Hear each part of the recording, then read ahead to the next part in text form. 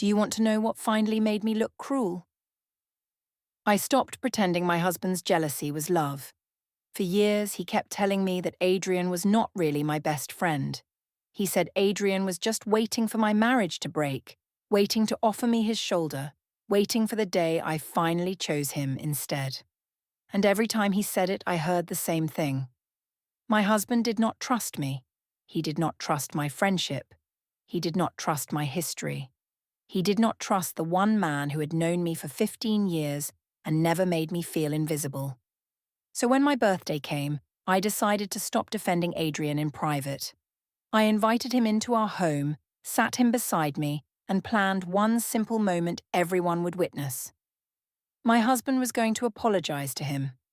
Not because I wanted drama, because I wanted my husband to finally understand his place. He stood near the hallway table that night, rubbing his wedding ring with his thumb, quiet the way weak men get quiet when they know they cannot win. By the time I raised my glass, I was sure the whole room would see what I already knew. My husband was too much of a doormat to stop me. My name is Morgan Vale, I was 33, and I worked as a senior PR manager, so of course I understood how people judged a woman before she even finished speaking. For years, my quiet husband kept saying Adrian was not really my best friend. He said Adrian was waiting for my marriage to break, waiting to offer me his shoulder, waiting for the day I finally chose him. And every time Ethan said it, I heard the same thing. He did not trust me. He did not trust my history. He did not trust my friendship. He did not trust the one man who had known me for 15 years and never made me feel invisible. So when my birthday came, I decided to stop defending Adrian in private. I invited him into our home, sat him close to me, and planned one simple moment everyone would witness. My husband was going to apologize to him, not because I wanted drama, because I wanted accountability. Ethan stood near the hallway table that night, smoothing his wedding ring with his thumb, quiet the way weak men get quiet when they know they cannot win. By the time I raised my glass, I was sure the whole room would see what I already knew. My husband was too much of a doormat to stop me. Before Adrian became the problem, Ethan and I had real things. I will not lie about that. Every first Sunday of spring, Ethan drove me to the lake before sunrise. We sat in the car with coffee in paper cups and breakfast wrapped in foil. He never made a speech. He never posted a picture. He just turned the heat on, put my cold hands between his, and watched the water with me until the city woke up. Back then, silence felt safe. Back then, I thought quiet meant depth. But silence changes when a woman has to keep asking to be seen. It becomes a wall. Ethan loved through useful things. He checked my tires. He fixed my mother's porch after my father left. He paid bills before I saw them. He remembered insurance deadlines and battery sizes and which cabinet door stuck in winter. Of course people called that love. Maybe it was. But when I won my first major PR award, he celebrated by organising my receipts because the bonus had tax issues. I stood in our bedroom holding the plaque, waiting for flowers, dinner, a toast, anything. My husband asked where I had put the invoice folder. That was when the quiet started feeling cold. Adrian was never cold. Adrian Cross had known me since I was 18. He knew me before the polished hair, before the expensive blazers, before I learned how to walk into rooms like I owned the lighting. He remembered old birthdays my father forgot. He remembered songs I used to play when I was sad. He remembered the parts of me Ethan treated like problems to solve. Was Adrian too close sometimes? Of course people would say that. But people love simple labels when they do not understand history. 1 month before my birthday, I was in the charity event showroom at work, checking gold napkins under bright white lights. The room smelled like roses, fresh paint, and new carpet. My phone buzzed. Adrian had sent me a photo of a gold birthday sash that said Queen for a night. Under it, he wrote that I deserved one night where nobody made me smaller. I smiled. Tessa saw it from across the table. She asked if that was Adrian. I told her yes. She said she wished she had a man in her life who remembered details like that. I said he was not that kind of man. She smiled like she did not believe me. Maybe I liked that. That evening, I brought the sash home in my work tote. Ethan was standing near the hallway table, beside the ceramic bowl where we kept the spare key. He saw the gold fabric before I could hide it. He asked if Adrian had bought it. Soft curiosity. That was Ethan's style. Never angry enough to be accused. Never warm enough to feel safe. I told him yes. He asked if I wanted my birthday to be a celebration or a statement. That annoyed me. Of course it did. I said it was my birthday, not a courtroom. I said he had to stop turning every friendship into a threat. Ethan smoothed his wedding ring with his thumb. That small movement always made me impatient. It looked like he was holding himself together because he had no power left. Then he said, Adrian wanted more than friendship. I told him he was being insulting. He said a man did not stay that close to a married woman for 15 years unless he hoped one day she would need somewhere else to land. I laughed because laughing made me feel above it. I told him Adrian had never asked me to leave my husband. Ethan said Adrian did not need to ask if I kept pulling out the chair for him. For 1 second, that sentence stayed in the room. Then I pushed it away. I told my quiet husband he was insecure. I told him he owed Adrian an apology for making a loyal friend sound dirty. I told him he could not call his jealousy boundaries and expect me to respect it. He looked at the sash again, then at the key bowl, then at me. His thumb moved once more over his ring. He asked if I was asking for repair or performance. I said he always made emotional things ugly. He went quiet. And because he went quiet, I decided the birthday would answer for both of us. I would not argue in corners anymore. I would make the room understand. The next morning, I did not tell Ethan I was meeting Adrian. Not because it was wrong, because I was tired of defending something clean from a man determined to make it dirty. The coffee place Adrian liked was narrow and warm, with small round tables and lamps that made everyone look softer than they were. He arrived late, of course, carrying 2 coffees and acting like lateness was charm if he smiled hard enough. I told him Ethan had started again. Adrian asked what my quiet husband was accusing him of now. I said Ethan believed he was waiting for our marriage to break so he could step in with his male shoulder and become the man I ran to. Adrian laughed. Just once. Too fast. For a second, I watched his face instead of defending him inside my head. Then he reached across the table and touched my hand, and the thought disappeared. He said Ethan needed a villain because it was easier than becoming the husband I deserved. Of course, that sounded right to me. Adrian always knew how to say the sentence I was too proud to write myself. He asked about my birthday. I told him I wanted him there early, not just as a guest, as the person who had helped me survive years of feeling invisible. His smile changed. He liked that. I saw it, but I called it loyalty. That was easier. When I got home, Ethan was in the living room, folding laundry with the television muted. The house smelled like detergent, and the vanilla candles I had opened too early because I wanted to test the scent. He asked where I had been. I told him I had coffee with Adrian. His hands stopped for half a second, then kept folding. He asked if I remembered Lena's wedding, when Adrian kept his hand on my back during the slow song, and I told people he knew how to move with me better than my own husband. That was Ethan's style.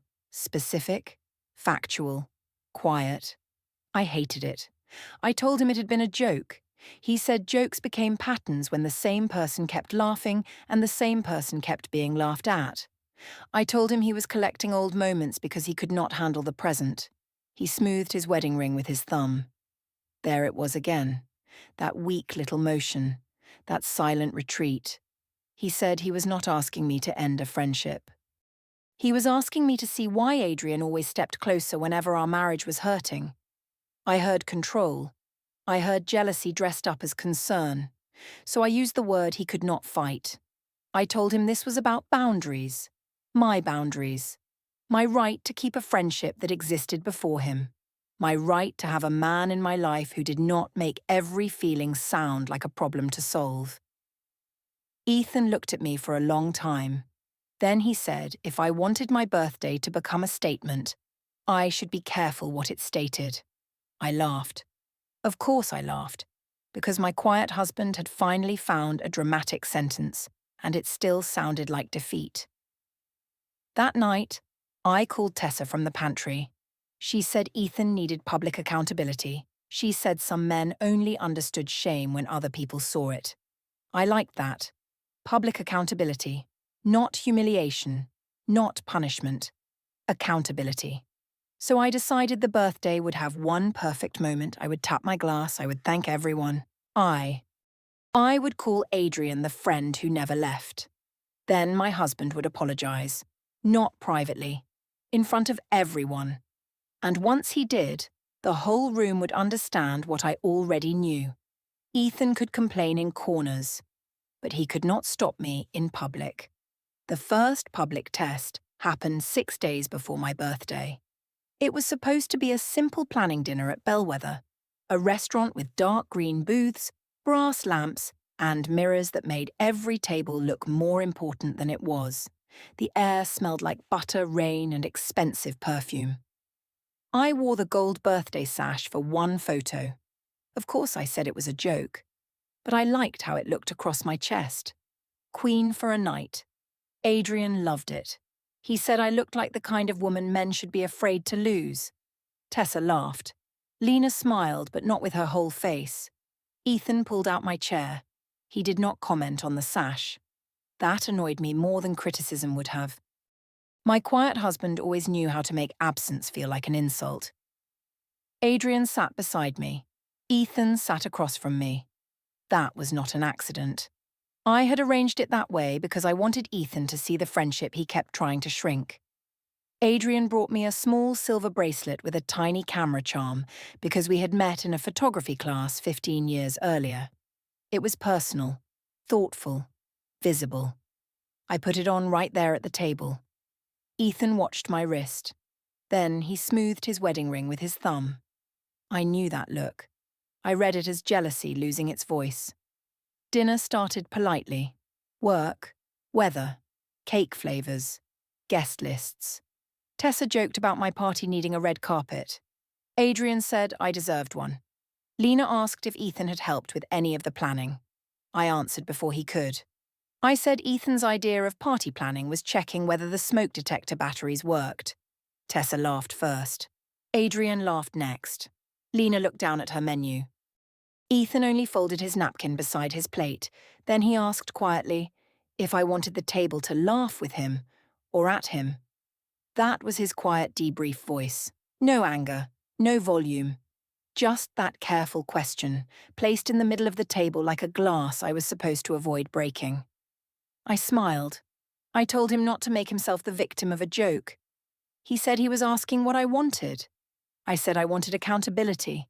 I wanted him to stop acting like Adrian was some disease inside our marriage. The table changed. Small things first. Lena's fork paused. Tessa took a longer sip than necessary. Adrian leaned back like he wanted to enjoy the show without looking too eager. That should have warned me. It did not. I said Ethan had spent years accusing my best friend of waiting for our marriage to fail. I said he had turned loyalty into something dirty because he could not handle a man knowing me before he did. Ethan did not defend himself. He looked around the table, at Tessa, at Lena, at Adrian, then back at me. I thought he was checking who had heard him lose, so I pushed harder. I said maybe this was exactly why he owed Adrian an apology. Adrian made a small sound, almost a laugh. Lena said my name softly, like she wanted me to stop. Of course, I heard fear in it. Women like Lena always wanted peace, even when peace meant swallowing the truth. Ethan placed both hands flat on the table.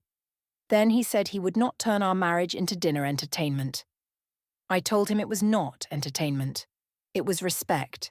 It was boundaries.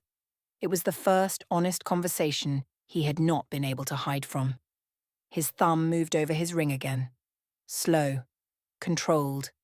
For 1 second I saw something in his face that did not look weak. It looked tired. Not tired of the conversation. Tired of me making the same choice and calling it fairness. The thought opened in me. Then Adrian touched my bracelet and said the charm looked perfect on me. The thought closed. I smiled at Adrian. Choice made. After dinner, under the restaurant awning, rain tapped above us. Ethan said we had come together and could leave together.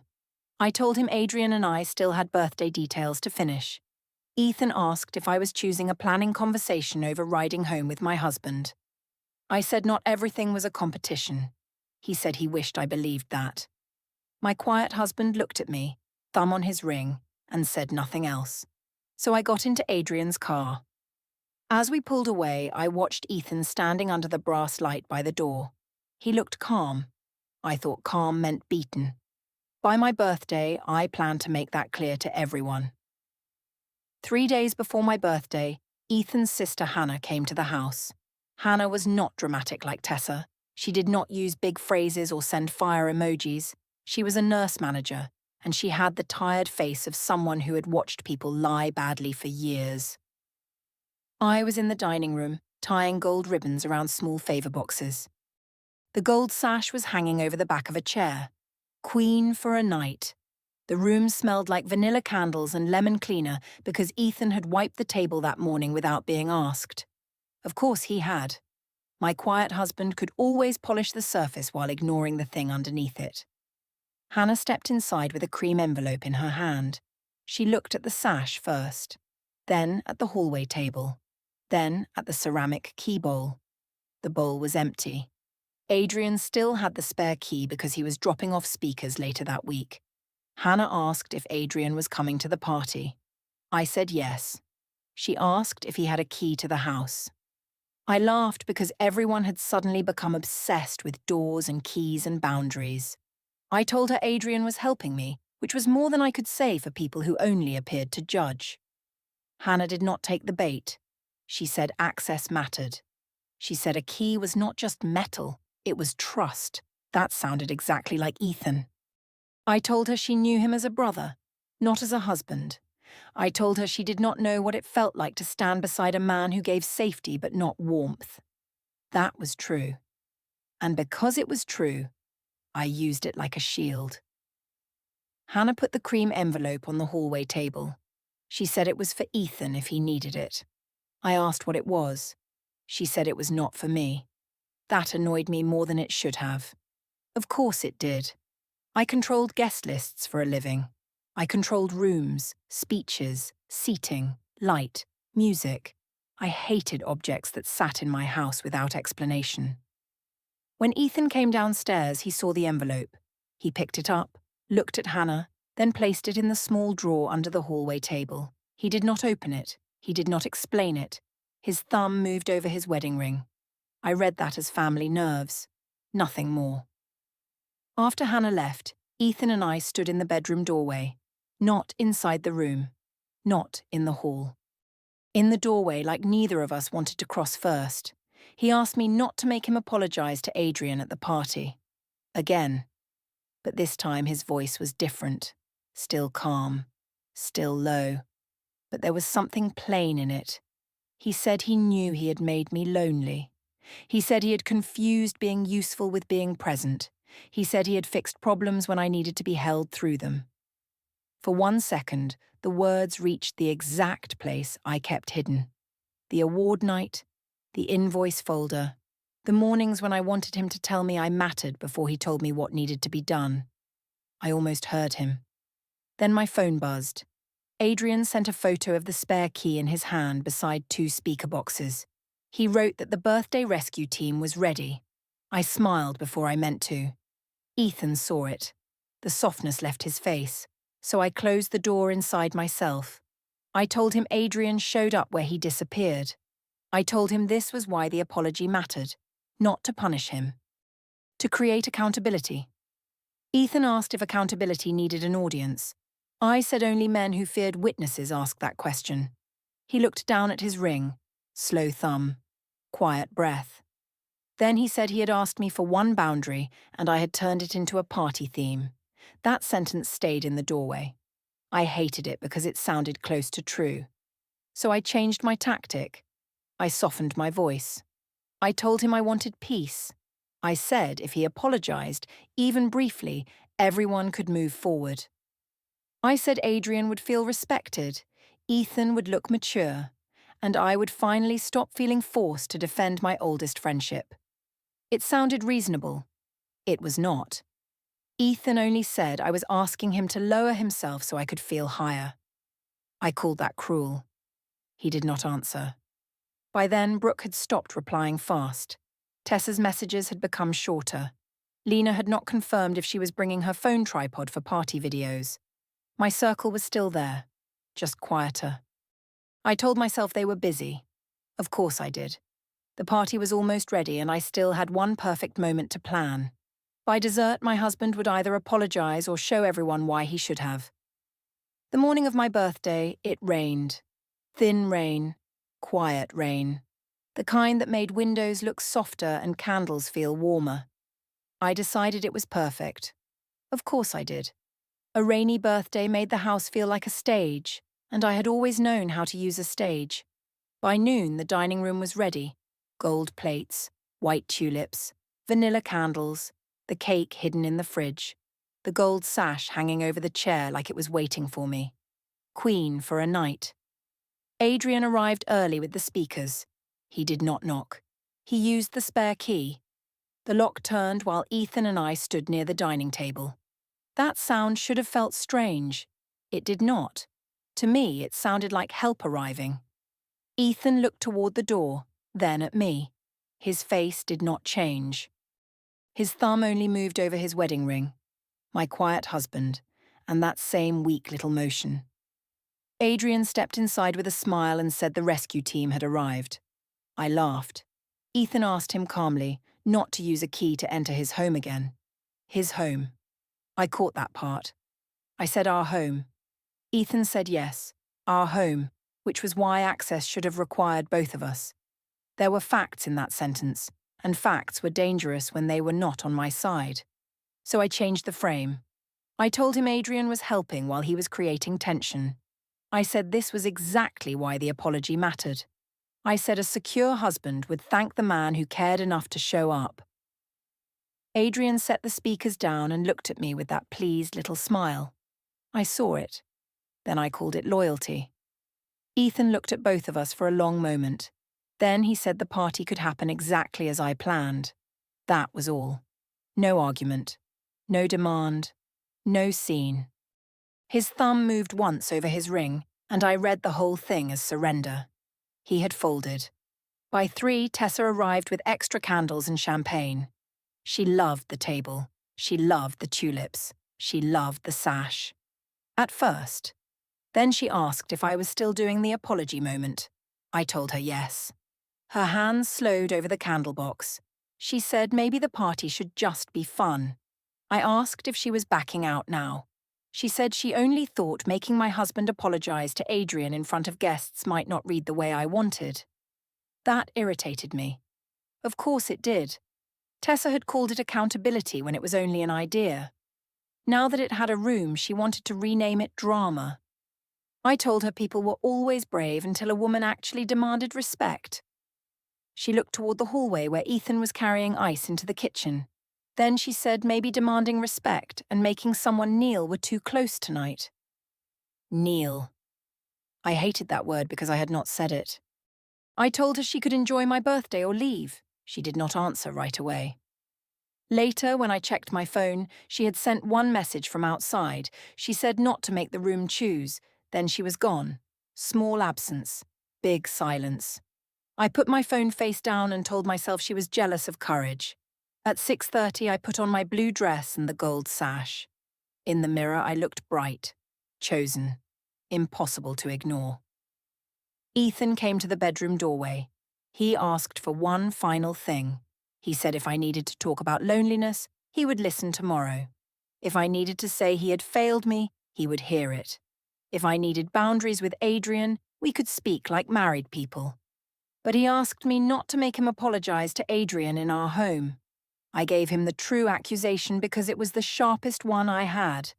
I told him he had made me lonely in a marriage everyone else thought was stable. I told him he gave me safety and called it intimacy. I told him Adrian had not stolen anything Ethan had not left unattended. Ethan did not deny it. He only smoothed his ring. Then he said he would handle the rest properly. I heard defeat. At 9, the cake came out. The room gathered. Adrian stood beside me. Ethan stood near the hallway table. I tapped my glass 3 times. Everyone went quiet. I smiled. My husband was finally going to learn his place. The room went quiet the way rooms go quiet when people want to pretend they are not witnesses. The candles burned low on the cake. One line of wax slid down the white frosting. Adrian stood beside me, close enough for everyone to see what I had chosen. Ethan stood near the hallway table. My quiet husband. Thumb on his wedding ring. Then he smiled. Not loud, not bitter, not broken. Small, calm. That was the first thing that did not fit. He looked at me and said I had been right about one thing. Tonight did need honesty. I smiled because I still thought honesty meant apology. Then he said he had asked me one question weeks ago. He had asked if my birthday was a celebration or a statement. My hand tightened around the glass. The showroom came back. The gold sash, the hallway table, the key bowl, his thumb moving over his ring. Ethan said I had answered. I tried to speak, but he looked at Adrian. He said Adrian needed to leave his house. Adrian gave a short laugh. It sounded thin. He looked at me first, not Ethan. That look was the first crack. The man I had defended for 15 years was waiting for me to save him. I told Ethan not to embarrass me. Ethan said I had already done that myself. No one laughed. Not Lena, not Marcy, not Hannah. No one. I turned to the room and said Ethan was proving my point. I said this was control. I said this was what happened when a woman had one loyal friend her husband could not own. Lena lowered her phone. She said softly that a loyal friend did not use a spare key to enter another man's home after the husband said no. I had no clean word for that. Not accountability, not boundaries, not respect. Ethan touched his ring again and said every time I saw that gesture, I thought he was surrendering. He said he had been giving me one more chance to choose our marriage without making an audience watch him bleed. The words moved through the room slowly. S1, the question. S2, the old incidents he named. S3, the restaurant table where he looked at every witness. S4, Hannah's envelope on the hallway table. S5, his calm acceptance when I thought he had folded. All of it sat there now, not hidden, just ignored by me. Ethan opened the front door. Cold rain air moved through the hallway and bent the candle flames. He told Adrian to leave and not come back. Adrian looked at me again. For 1 second, I waited for him to prove Ethan wrong. I waited for him to take my hand. I waited for 15 years to become something solid. Instead, he picked up his coat. At the doorway, he said he would call me later, when things calmed down. Later. Not now. Not come with me. Later. Then he stepped outside. Ethan closed the door. Softly. That soft sound did more damage than shouting could have. I said this was my birthday. I said this was my home too. Ethan nodded. He said it was. And that was why I could choose whether to stay as his wife or leave as Adrian's almost choice. Almost choice. Marcy covered her mouth. Hannah looked down. Lena put her phone in her bag. I looked for Tessa, but she was not there. Her last message sat on my screen. Do not make the room choose. The room had chosen. 2 days later, Ethan filed a divorce petition with a temporary move-out schedule. The house stayed with Ethan while the order was reviewed. The birthday charges stayed on my card because the party had been mine. Lena stopped replying in any group chat where Adrian's name appeared. Adrian called once, said he cared about me, and then said he did not want to be dragged into my divorce. At work, Tessa became polite in the way people become polite when they are finished being close. A week later, I came back for my clothes. Ethan had packed them in labelled boxes. Of course he had. Work dresses, shoes, coats, personal items. On the hallway floor, half under the table, the gold sash lay twisted where someone had dropped it. Queen for a night. I thought keeping Adrian close proved I was wanted. I thought making Ethan apologize would prove I had power. But power was never the man standing beside me. It was the door my husband had finally stopped holding open. The sash stayed on the floor, shining under the hallway table like a crown nobody wanted. My best friend left first, and my quiet husband let the door tell the rest.